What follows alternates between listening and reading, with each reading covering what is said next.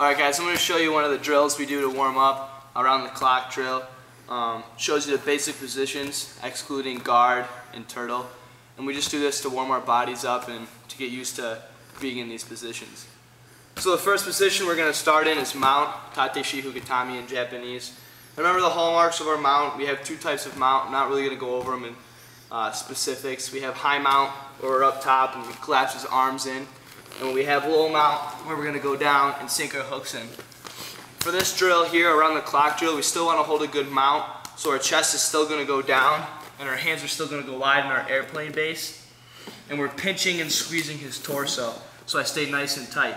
If he starts to buck and roll, remember, I'm going to post with my hand, post with my head, post with my leg, or sip a fish hook in, a grapevine in, and post with that.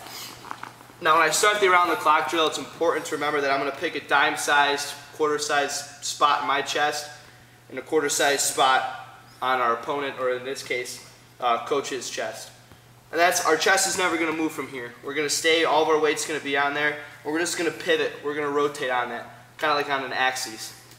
So we're going to start in mount, Tate Shiho Gatame, we're going to move to side control. So our left hand's going to come up in the air, it's going to pass over to the ear, and we're going to step off in the side.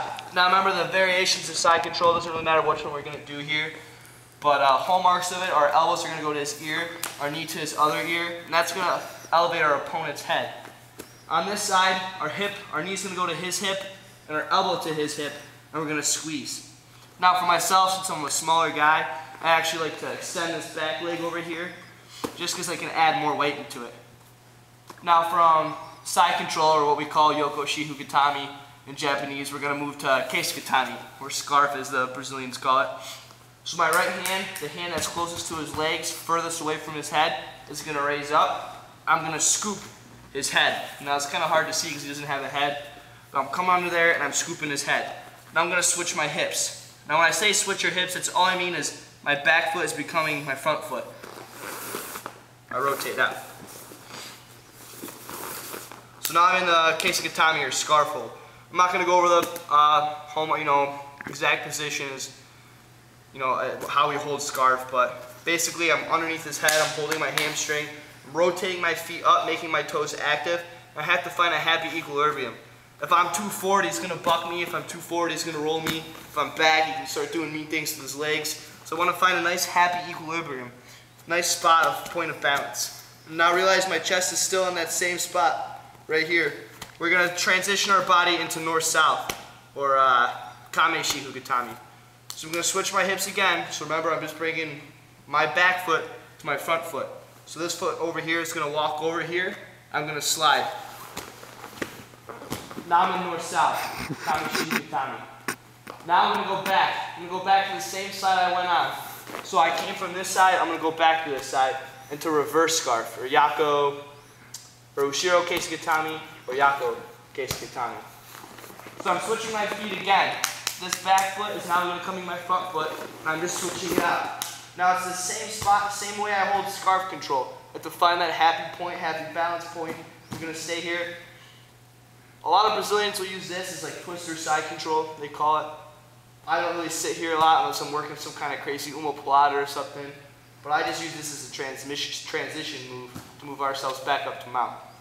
So now I'm just going to pull mount. Now when I cross over, this leg is going to switch. I want a seatbelt over top. Notice how I'm not picking my leg up over here and bringing it over top. I'm not doing any fancy like karate kick over. I'm just seatbelting. My leg stays nice and close. I climb up and I pull back over. So now to speed, and it's important to remember when we're doing the around the clock drill, we want to install good positions. So when I'm doing the drill, I don't want to start in mount and go like this all crazy, because it's not going to teach myself to hold the position well. So when we do the drill, we're going to start in mount, Tate Shiho Gatame. We're going to move this side. We're going to hold it for 2 seconds. 1, 2. We're going to go to scarf. We're going to hold it for 2 seconds. 1, 2. We're going to switch out to north-south. Hold. 1, 2. Move back into reverse scarf. 1, 2. And pull them out. 1, 2. Then we're going to work the other side. So we're going to go to side control. 1, 2. Scarf. 1, 2. North-south. 1, 2. Reverse scarf. 1, 2. And mount. Now when you start getting a little bit more advanced, you can speed it up. This is a good drill to warm our bodies up and also install good positioning.